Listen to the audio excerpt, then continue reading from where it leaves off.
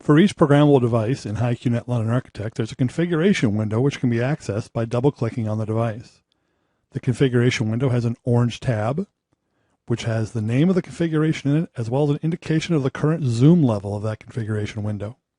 The configuration window is where you place processing objects when programming a SoundWeb London device. To place a processing object, right-click on the screen and select the processing object off the list. After placing the object, you can wire it up to the input and output nodes, go online, and the device will now pass audio.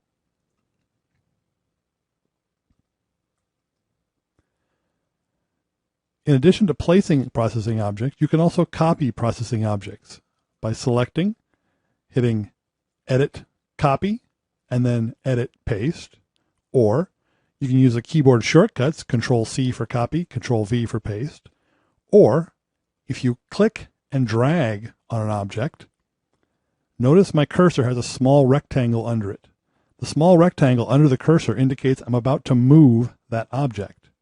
If I hold down the Control key on my keyboard, a plus symbol appears. That tells me I'm about to copy the object. If I release the mouse while holding down the Control key, it makes a copy of that object. When copying an object, all current parameter values are also copied. When I make a copy of an object, notice that the second object, the type and name of that object, appear above the previous object. This makes things look a little bit cluttered. Because of that, it's habit for many designers to always place and copy objects working from the bottom of their screen up, so that each successive object appears in front of the previous objects. If I drag these up, hold the Control key down, release it, I'll make copies. When I drag up and make two more copies, the new objects appear in front of the old objects and cover up the names and the type of the previous objects. Makes your configuration window a little bit cleaner, a little bit easier to read.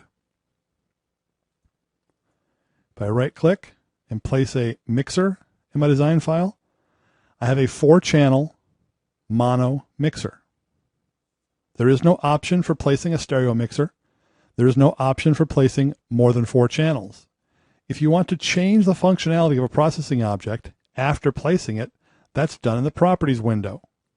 If I need an 8-channel mixer, I go to Properties and change it to an 8-channel mixer. If I want a stereo mixer, I turn on stereo. The required inputs and outputs appear on the object. I can also place stereo objects. You'll notice that I placed this object out of order. The name and the type are laying on top of the previous objects. I can fix that problem by just right-clicking and selecting Send to Back, and that'll push that object back behind the previous objects, again making our design file a little bit cleaner. The viewing functions of the configuration window work the same as the main layout window. I can zoom out or zoom in with the toolbar. I can also zoom out or zoom in using the scroll wheel on the mouse. I also have the bird's eye view in the bottom left corner. If my configuration extends past the borders of what's visible on the screen, the bird's eye view allows me to pan around within that area. Additionally, the configuration window has a rack view on the left-hand side here. The rack view shows all the DSP devices in my design file.